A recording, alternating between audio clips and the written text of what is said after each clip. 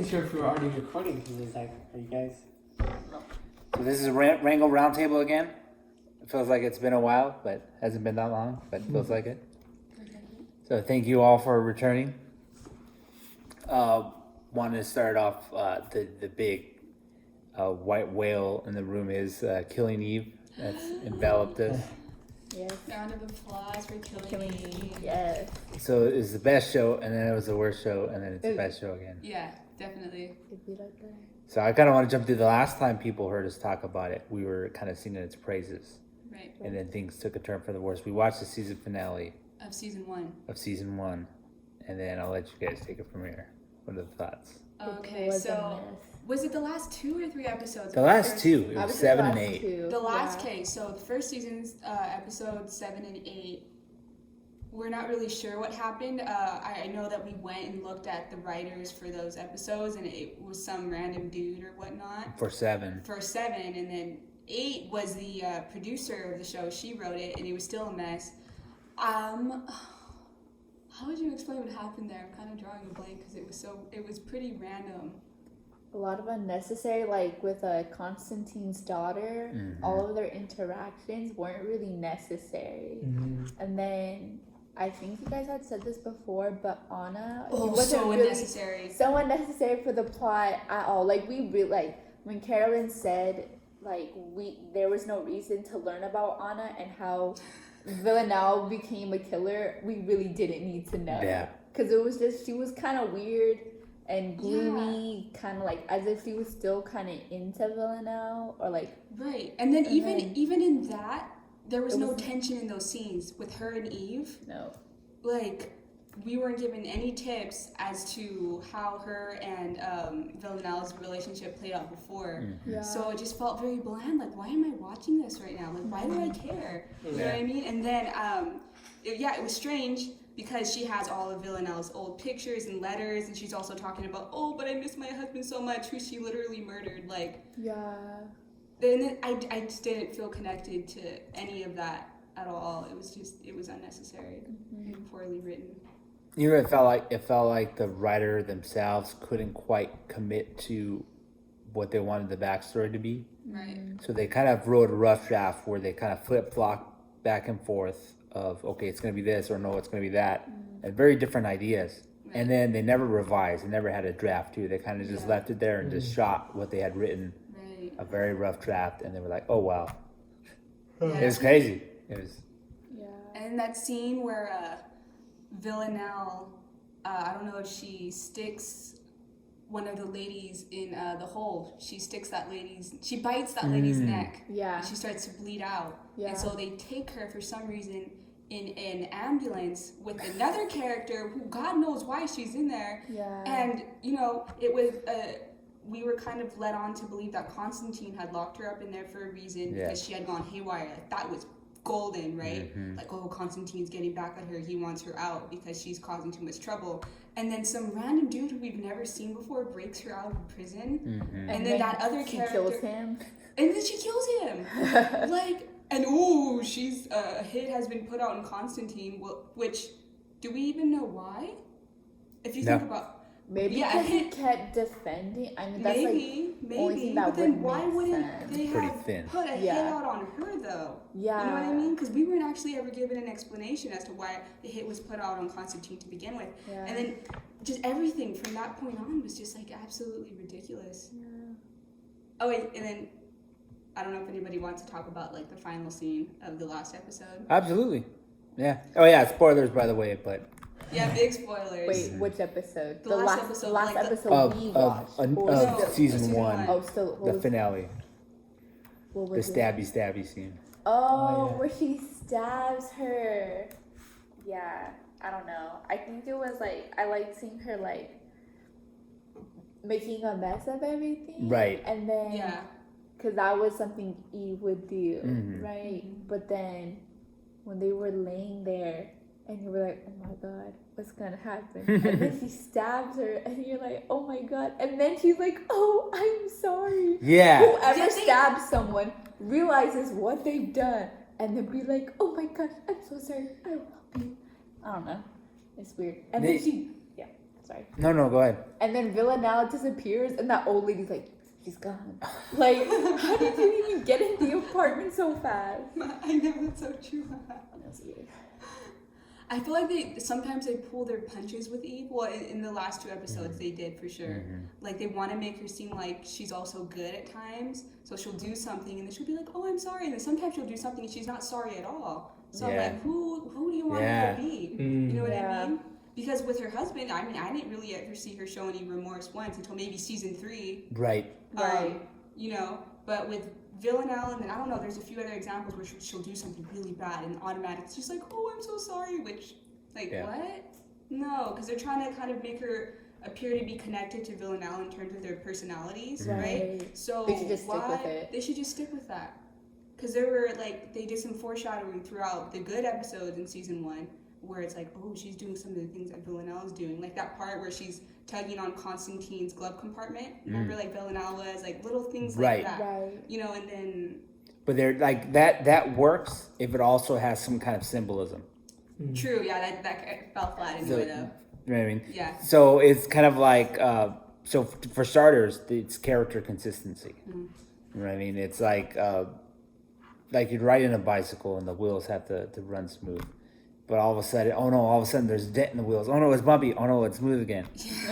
You know, and once again, I feel like there was a type of indecisiveness. Yeah, because I feel like in the writing. Absolutely. There's it feels like the writers feel intrigued about, oh, what if this person that's supposed to be good is like either not, or that they're not as, like, they're becoming obsessed with, like, obviously a serial killer or some, you know, I don't know how you would word it. You word it better than that, but then at the same time, they don't want to make her unrelatable though. So I feel like then they go out of their way to add moments where it's like, oh, relatable or something. It's an overcorrection. Yeah, it's overcorrection. It just feels weird.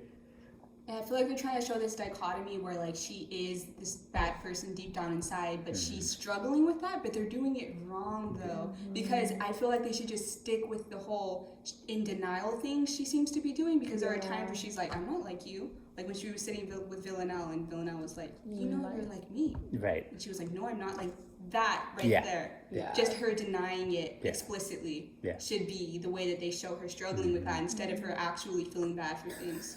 Like, that doesn't make any sense at all. Yeah, because you're either a sociopath or you're not. Yes. Right. Yeah. Not like sometimes you're a sociopath and sometimes you're not. That doesn't work. Yeah. And that's exactly why it fails. Yeah. Is they're trying to make it conditional. So I think it bears repeating that the juxtaposition would be with Walter White in Breaking Bad. Yeah. Right. You know, that very smooth, steady decline of someone who ultimately is, I think what he was ultimately was selfish, and that led him down the path that he went down. True. But he was always kind of clear of what he wanted. Yeah. And what we were seeing is gradually how far he would go in order to achieve those goals. You know, and so that clarity is what's missing. Yeah, not a whole lot of clarity there. So, pretty frustrating, man. We were so scared that it was not going to pick back up. Right. But we assumed that because season 2 and 3 had won Emmys that it would, and lo and behold, it got better. So.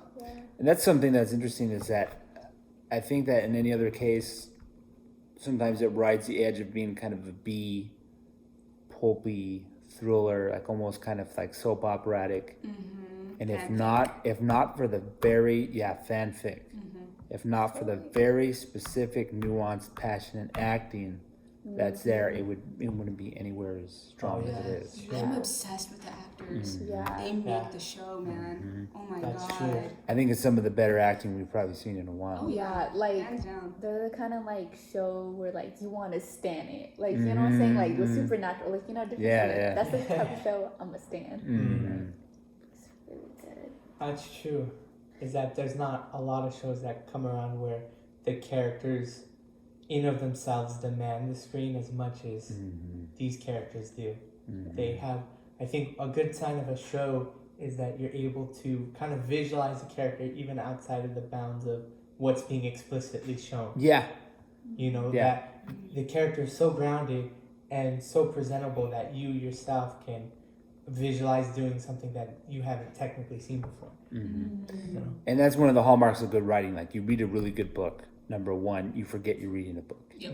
You're lost in it. Number two, you imagine all these scenarios that could happen that interconnect with what you're reading, because there's enough of a foundation there for your mind to explore and kind of build off of that. But then those side imaginations that you have kind of suffuse into the work itself.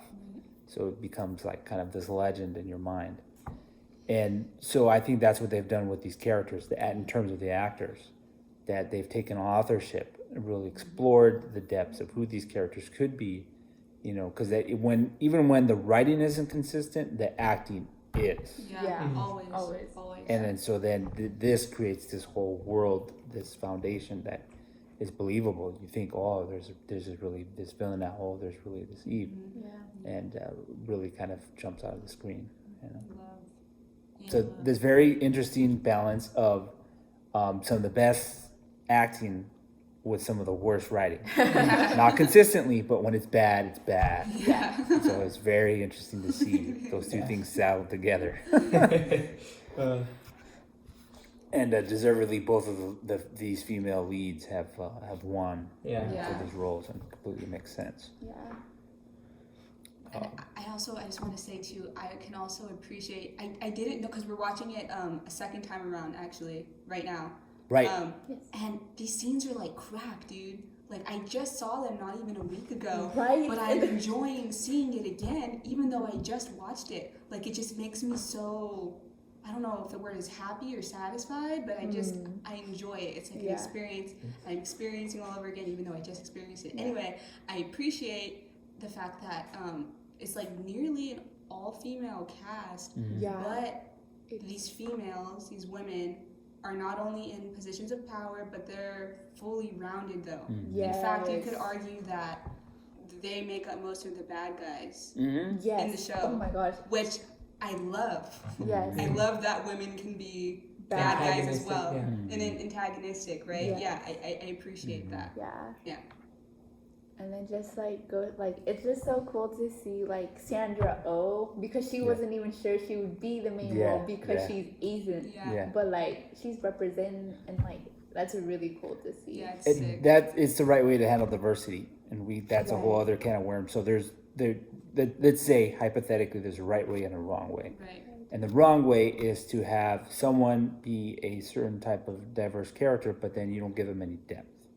You kind of almost say, okay, they're deep because they're diverse, because this is not someone usually represented on the screen. Right. That's a half measure, not going the full route. And in fact, it almost does more harm, because then you have someone on screen that's a type of character that people usually don't see, but because it's thin, and almost like, well, is this what this kind of character is? This two-dimensional representation, which isn't a fact, but it's what people are seeing.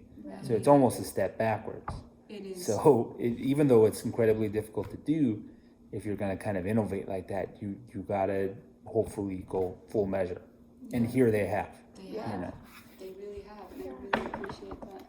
And I love that. We could honestly talk about Killing Eve for this whole episode. I know, and it's all right if we do. Okay. So we haven't even gone to season 2 and currently season 3. So there was a big course correction in season 2, and I thought I was almost ready to give up. I was like kind of half on my phone through parts of the finale the first time we watched it. I was like, what is this? I'm planning my next videos. I'm working on my own stuff. I'm like, I kind of half checked out. Yeah. By the time we started up season 1, I was like, oh, okay. And then started season 2. Back on track. You know? Pretty much right away. In fact, almost I remember when we were watching first episodes, we said that there were some, in order for them to get back on track, they opened some plot inconsistencies, but the fact that them getting back on track was more important than the plot consistencies that they made. Yeah. Because if they had stayed on track with the way season 1 ended, I mean, everything would just be awful. Like, so they had to do it. Yeah.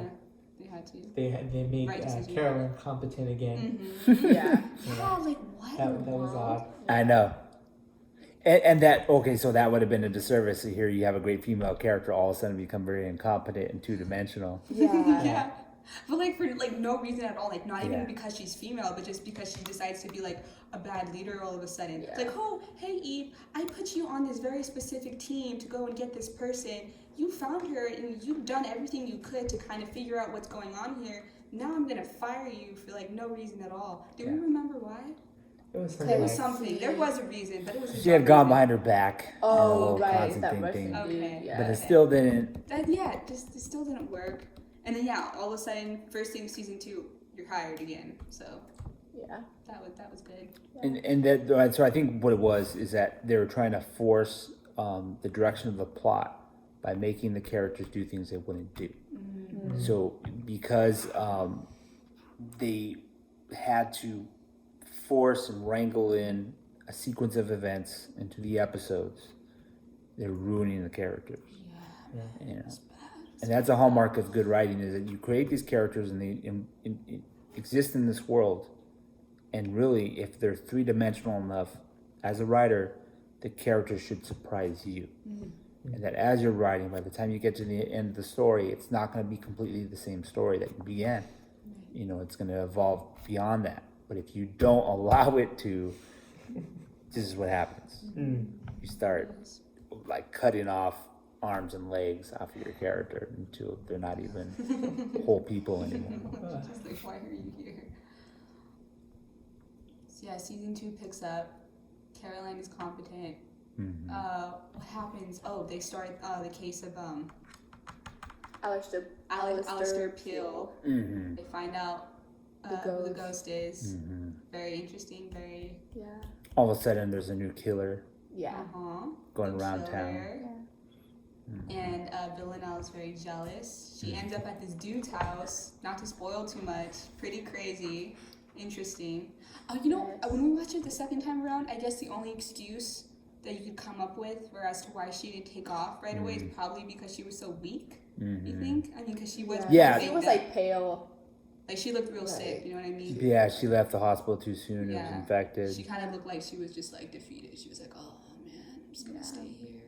But yes, yeah, it was still a good episode. I really liked that episode. Yeah. Yeah, it works well enough. The only thing I would change, and that ties in with characterization, is allowing Eve to show more of her true colors the way that they should have, Yes. with 2 or 3 more stabs, Yes. like I argued, Right. would have led into her making even more sense of why she's weak Right. in when she gets stuck in the Yes, guy's house. exactly. Oh, that would have made a lot more sense. So once again, Because it wasn't that big of a. It Yeah. was like a little switchblade. You know what I mean? Now I Yeah. don't know anything about how that works. Right. But still. Plus, it missed her organs too. yeah, conveniently, Yeah. Oh, if you missed her organs, then yeah, that's total. yeah. There's no reason she should. So of course we don't know medically exactly, Yeah. but then the Right. question, the fact that we're doubting the writer and their consistency on how that would have played out, that's an issue in and of itself. Yeah. Well, I think if the writer has to justify that it missed all of her organs, it's kind Yeah. of like, come on. It's Like, too expository. yeah, it feels a little too convenient. Like, oh, it just missed everything. Yeah. So it's less of oops. Okay. Oopsies. Teehee. Especially because Eve had never done it before, so she just perfectly stabbed it. Like, Yeah, coincidentally. I feel like in season 2, Villanelle's character just comes to life even more. yeah. She becomes like a lot more expressive with her facial expressions. Her accent gets a little better, her Russian accent. Yeah.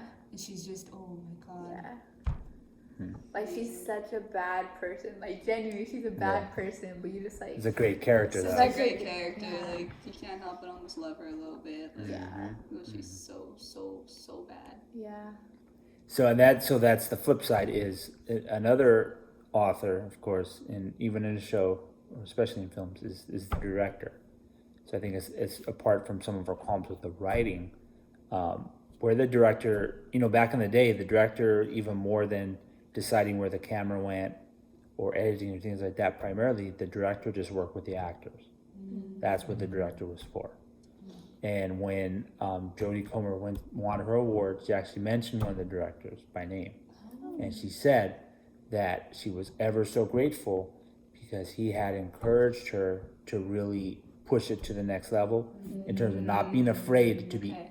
that much more extra with Villanelle, that much more childish, Yes, that much yes. more loud and over the top. Yes. And what he told her is take chances and don't be afraid.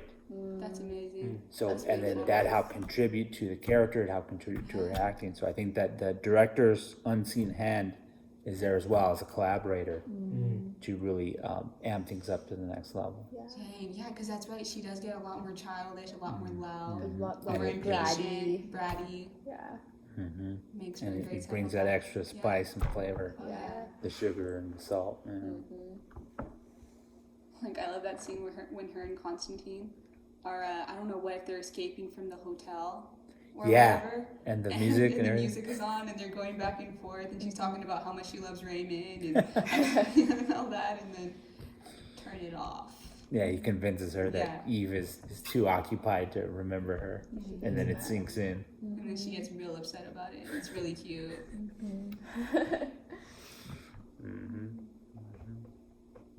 So definitely recommend everyone watches. Recommend. If you don't mind yes. something murderous and salacious, but very interesting. Very interesting. Give it a try. Not for the faint of heart, but give it a try. Yeah. Now we haven't caught up on everything. There's a few shows that are really hitting high numbers that we haven't watched yet. Like what else? So like the family show called The one produced by Mindy Kaling? I Yeah. don't know what it's Never called. have Have I I. ever? It's a show? It's a movie. It's a a movie? show? I thought it was a Oh, show. I thought it was Sure, a movie. I don't know. We'll have to double check. Anyways, it was like #1 everywhere in the world. Right. That is so amazing. That's another cool That's thing, so another cool. representation, you know what I'm saying? That's And so it's not cool. like, well, I mean, I haven't seen And I had some qualms with the Mindy Kaling show. It kind of, in some instances, kind of fell flat for me. I didn't make it all the way me through. as well. It kind of felt like too much of a continuation of characters she's played before. Yeah. Haven't seen it all though, and I will revisit it at some point. But she was fantastic in The Office, Yeah. having been the primary author, especially in terms of Jim and Pam's arc. Which Did was, she have a hand in that? Did she? she was actually, that was what she was in charge of. What? Jim and I Pam. didn't Was know the- she the was a writer on romance- The Office at all to begin with. Yeah, no, she was a writer first, Oh my god. Same And thing then with they added- DJ and the Nova. actor is right. second. That's so cool. That is so So sick. at certain points, they were the two lead writers. BJ Novak and Mindy Kaling. That is so cool. I had no idea.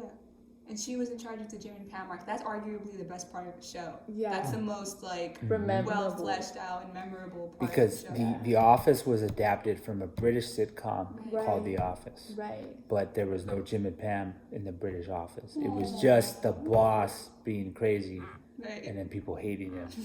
That was British it. humor, yeah. But with under Mindy's supervision, it became much more. And arguably, Jim and Pam are the new heart of the show, Yeah. along with Michael. Michael is Yes. And Oh, that's yeah. that's fantastic and awesome, and it brings a whole new life and element. But I think people do, and I myself come away really remembering Jim their and Pam. their whole romance. Yeah. Yeah, every time I hear someone talk about The Office, they're always talking about Jim and Pam. Yeah. You know what I mean? Yeah.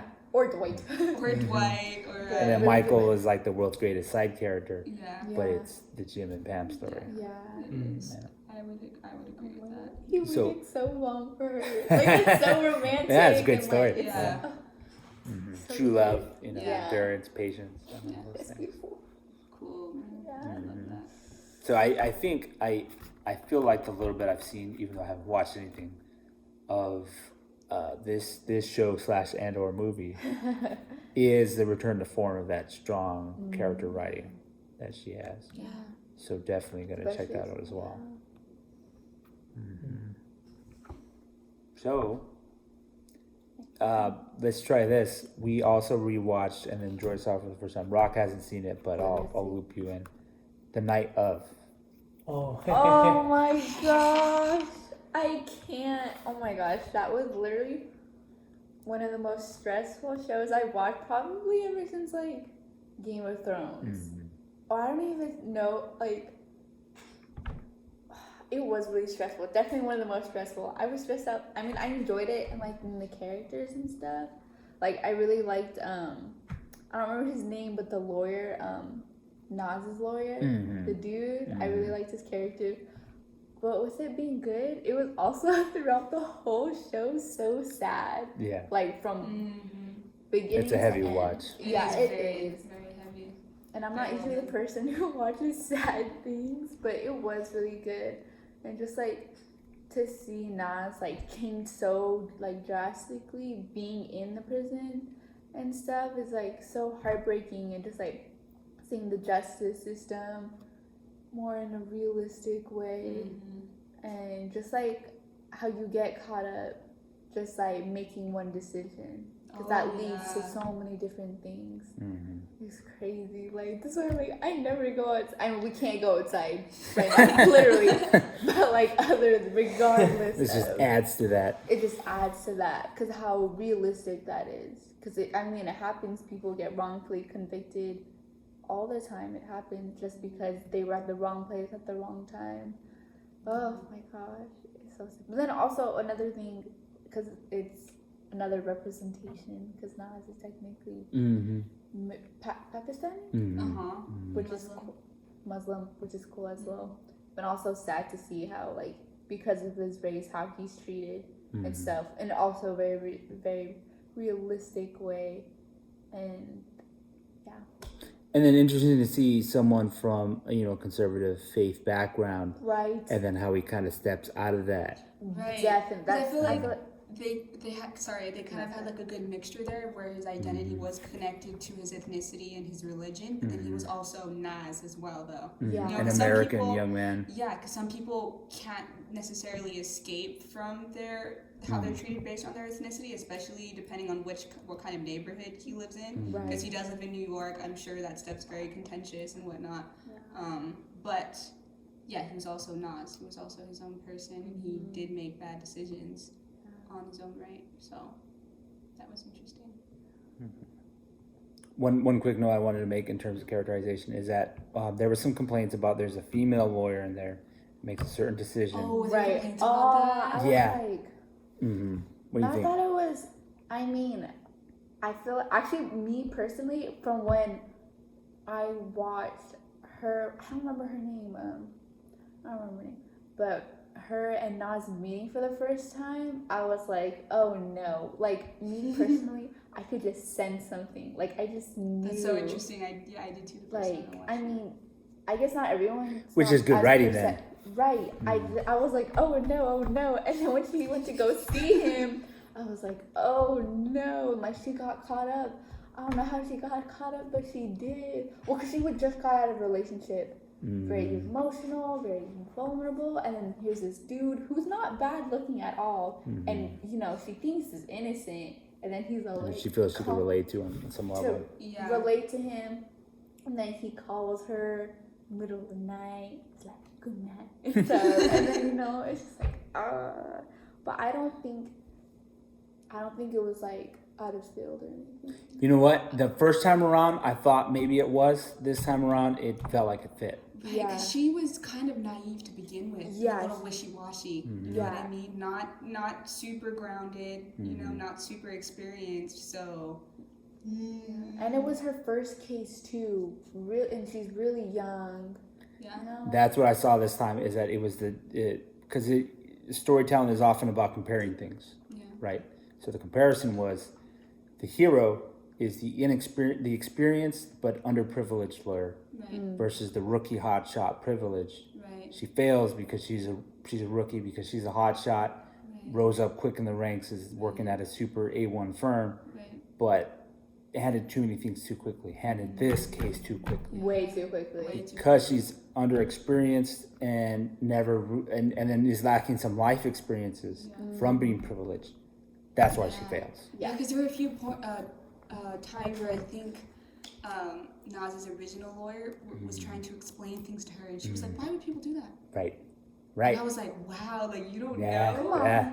I can't imagine genuinely not being aware of what other people go through. Yeah, some of the baser elements of human nature. Yeah, and her just being like genuinely confused. You know what I mean? So that does speak to her privilege in a lot of ways. So that explains why such a big mistake was made. Because both the opposing district attorney was a woman, and she was her, very competent. her boss was a woman. Very intelligent. And so it wasn't. Someone had argued they were under portraying women in the story, I no longer feel that way. I haven't watched it a second I time. don't agree. No, because I feel like the DA, I feel like, I mean, she obviously knew what she was doing. She was really experienced. But I feel like obviously things changed once the retired detective showed her that. Then it just changed. But I don't think it was like a fail showing women. It could have been a man the exact same way. Yeah, And no 'cause one could. It was it was a personality failure. Yeah. Because It she's wasn't a gender failure. Yeah. Like, she was doing her job. She was presented with evidence kind of proving everything false. But then at the end, though, she made it right by saying, no, judge, we will not continue to prosecute Mr. Nasir. So... A chance for redemption. Yeah, and she was the one that approached the retired detective and was like, hey, let's go get this guy who we both know did it. Like, Yeah.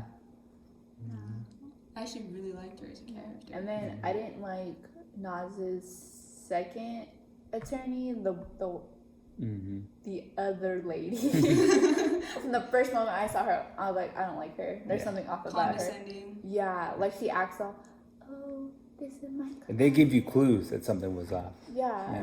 So by the time she showed her true colors, I was like, yep, I knew it. Yeah. Plus, like, yeah, they show women not being like great people, but it was the same for the dudes in the show. You know, so Very that's very how well balanced humans characterization. are. Exactly. It doesn't matter Fully. what your gender is. You have faults and stuff. So whoever said anything about like females being they were portrayed wrong or anything, I don't think so. I don't agree with that at all. So, Rock hasn't seen it. We'll have to watch it at some I point. don't care. I'm going to But- watch it with you eventually.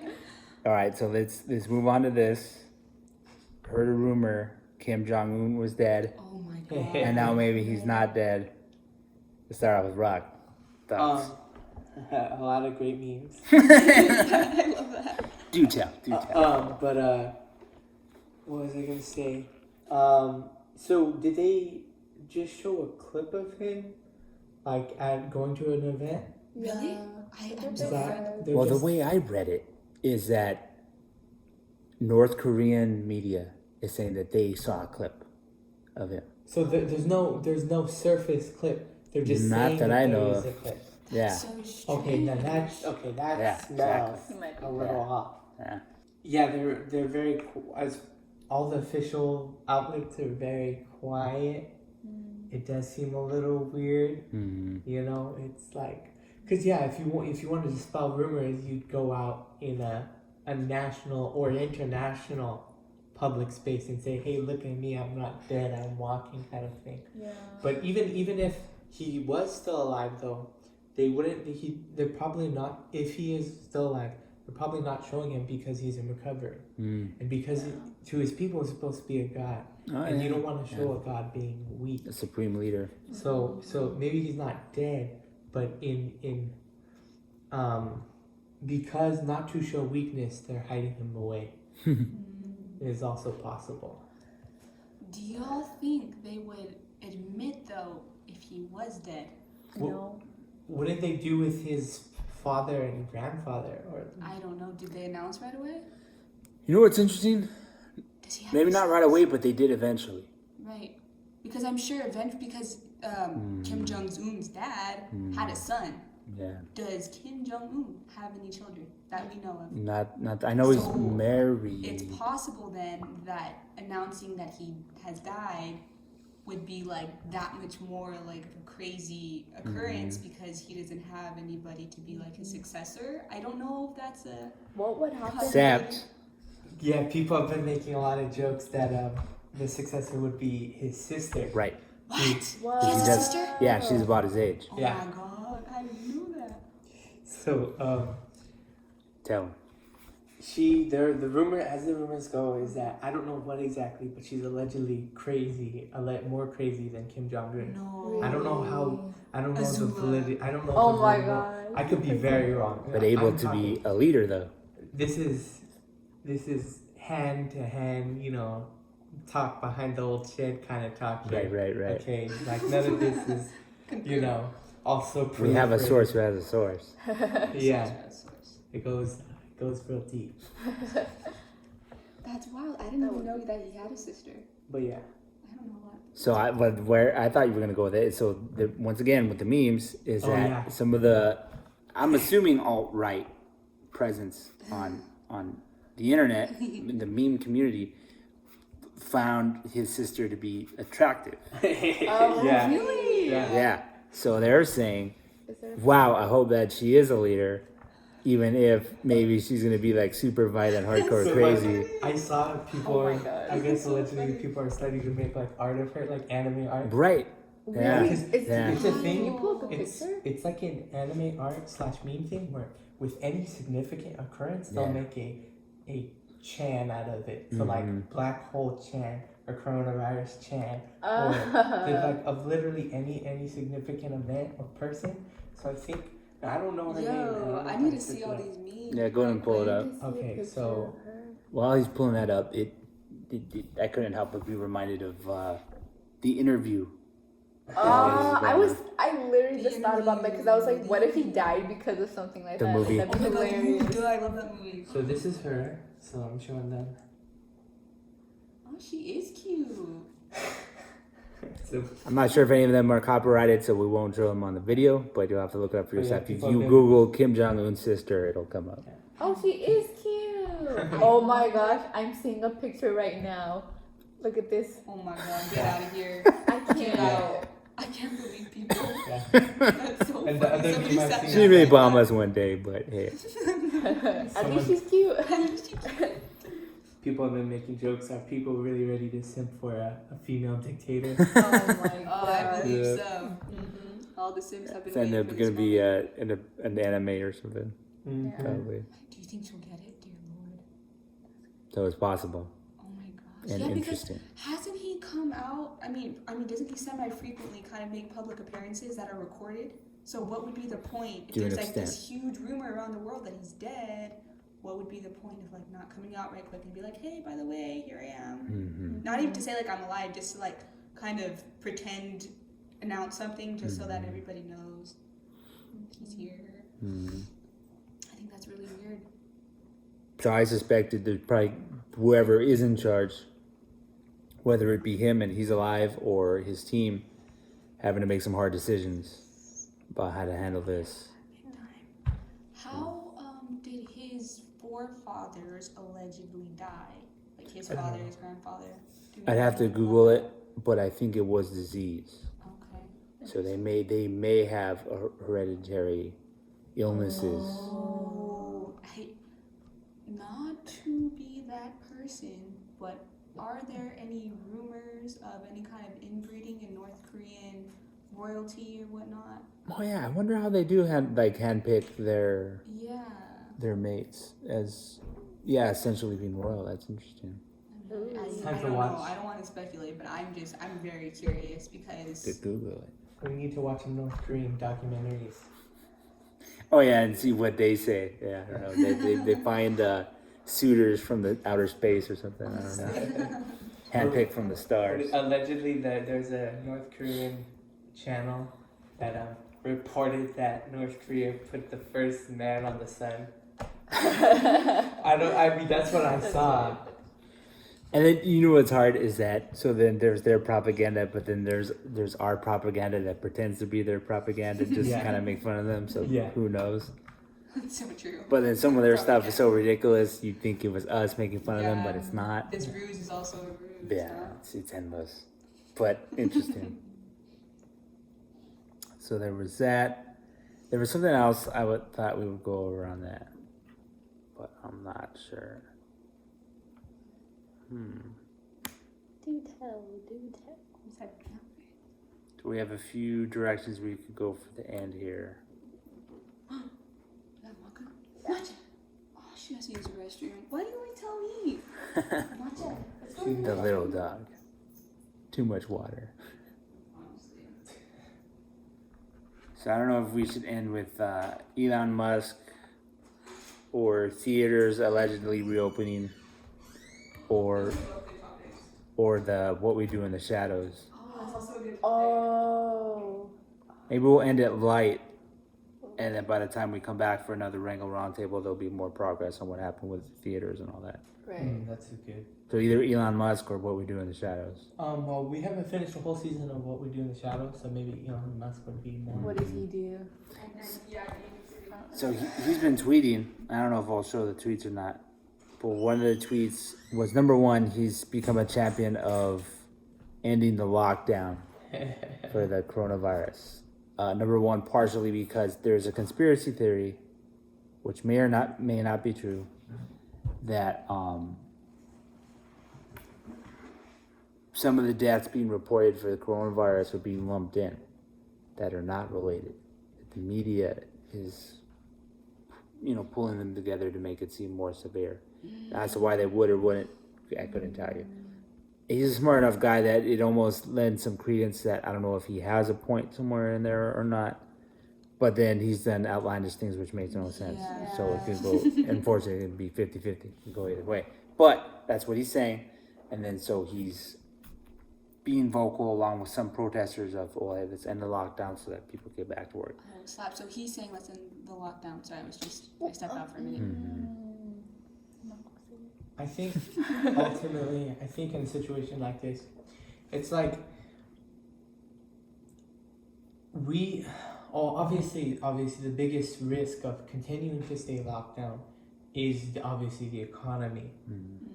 But and that's a whole thing, of course. But I think that if it comes down to purely whether or there's the 50-50 chance of whether or not it's as serious as we think it is, I feel like we should try to be as safe as possible. I agree. I feel like, obviously there's a lot of media distrust from there are actually a lot of I feel like most major groups technically have some form of media distrust. Oh yeah, I know a socialist personally who doesn't trust the media at all. Very liberal views. So you have very conservative people who don't trust the media, some very liberal people who don't, and then you have memers who don't. Because almost every institution overreaches and tries to completely invalidate their opponents, but at their own hurt. Because in real life, everyone kind of has some kind of a point. Yeah. And a reason why they believe what they believe, and some facts that actually are legit, and then some facts that aren't. So then to be one institution like, let's say, CNN versus Fox, and for each of them to say that the other one is completely wrong, hurts their own case. And it kind of makes them seem dishonest. Yeah. And so that's part of the issue. And then no one believes anyone, so that's a problem. So, but, I'm just saying that to kind of go along with what you were saying. But my only counterpoint, though, is that even if it was true, I wonder if there would be a way to empirically prove the misinformation, though. Because I feel like even when big sources like CNN or Fox News are caught in lies, it's usually pretty straightforward that they're fact checked. And I don't know how the aggregation of the number of cases is being conducted, and I don't know how easy it would be for someone to fact check or double check that work. But I feel like to some extent, someone somewhere would know something, and then that someone would possibly leak information. That's true. Because I feel like because you'd have to aggregate nations worth of data, and have people forging numbers on some level, whether on the hospital level or whether on the whoever is aggregating all the numbers, and there'd have to be a significant amount of people doing it. And sure. I don't think the media has the covertness or the organization to effectively and extremely quietly lie like that. I'd be surprised, because I feel like in the age of modern information, if someone is determined enough, you'll your information will get leaked. Hmm. And I feel like, for better Yeah, or even the worse, U.S. government. yeah, Yeah. you know, for better or worse, there are people who are able to hack or get into information they shouldn't. Mm-hmm. And I feel like if there was something significant, I don't think that if the rumor is that the media is doing this, I feel like the media wouldn't have the capacity to fight against any You significant. can keep it all in line. Yeah, I'd be surprised. Now, if the government, that'd be another thing. Yeah. But, you know, Even then. if it's about the media, yeah, even then, you know. So, I don't think it's entirely likely. What would be more a middle ground would be that maybe there's some kind of nuance where the testing isn't perfect or something. I don't know. There's some kind of like middle ground. But yeah, but ultimately, if it can't be proven, then let's just be safe. Yeah. You know, there's no reason to risk our lives just because It's there's wisdom. yeah. Yeah. Because if you start doubting things just because someone said so, it's like, oh well, someone said that it's flat, so I believe in flat Earth now. Yeah, but Well, someone said drinking bleach will cure the coronavirus, so let me go to the Walmart real quick. You know. it's a good point.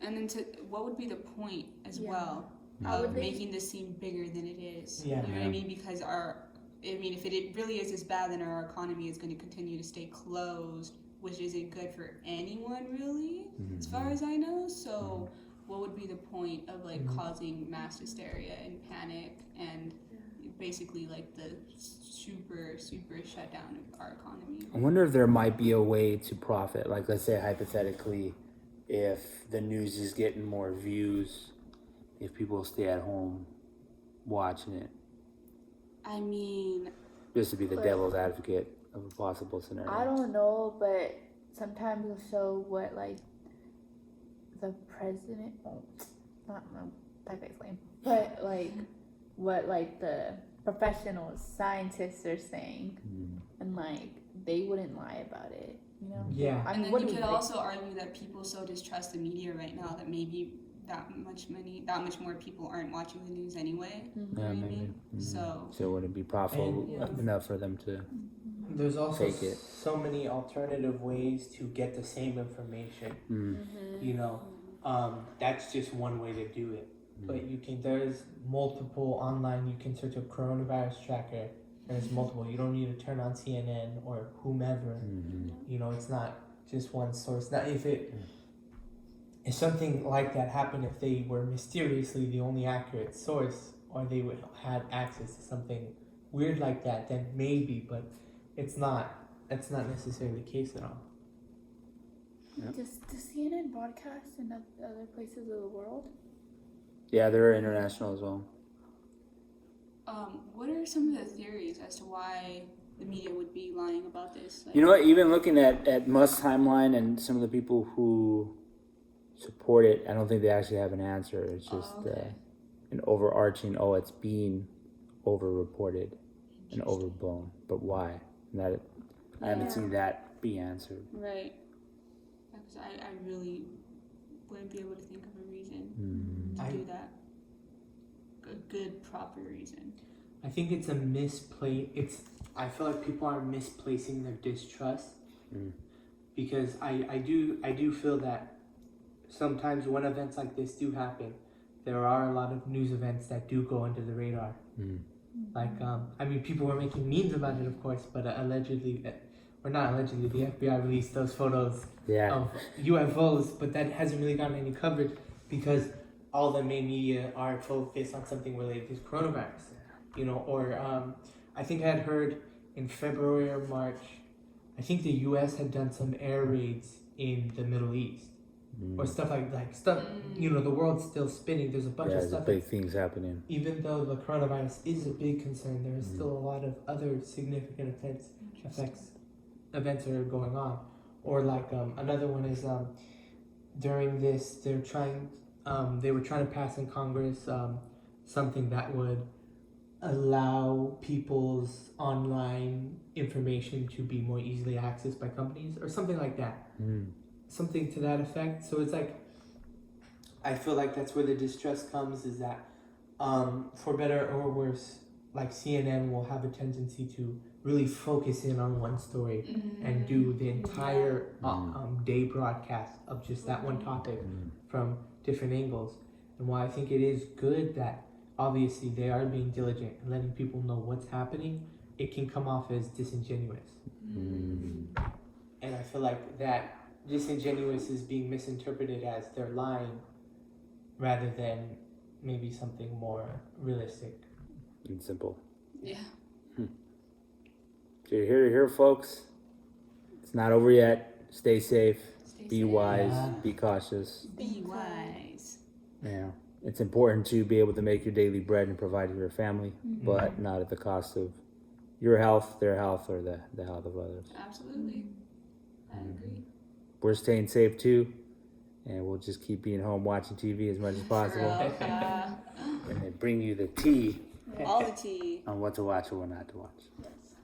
So So I think there's enough going on. I actually kind of want to make this bi-weekly. I'm down. Instead of Yeah, 'cause, monthly. we seem to have a lot of. We have even more actually that we could talk We about. didn't So even finish killing Eve. So that will be to be continued. love killing Eve. Love. Oh yeah, just that we're just finding the balance of how much, how much news or we can aggregate. Oh yeah. And then if anyone's kind of keeping track of my uploads, it's really all over the place. I haven't stayed true to my calendar whatsoever, but still kind of adapting that as well. So work in progress, but we're dedicated to whatever works, whatever you guys want to watch. Well, and that's what we'll. But Speaking of that, quick little update. I think last time did we say that I was making a video? yes. So it's 12 minutes long, Mm-hmm. and I've edited 6 minutes of it. Mm-hmm. It's taken me like 18 hours so far, maybe Yeah. 20, just because of the type of editing style I'm going for. Mm-hmm. Expect it. I want to say 2 weeks. All right, you heard him. So maybe the 18th, maybe. All right. Maybe. We are full on Maybe. expecting it, baby. Now I'm looking forward to seeing it. I'll probably give you some notes. And Yeah. then, do whatever touches are left. But I'm sure the amount of time you're dedicating to each minute of airtime is going to be pretty tight by the time I see it. Yeah, anyone who knows Rock knows that Rock rants are the best rants. So Oh yeah. Rock has some pretty good rants. Definitely looking forward to it. Well, thank you all. Definitely more to come. Just as we said. And we'll see you soon. See you soon. Bye-bye. Bye. Bye-bye.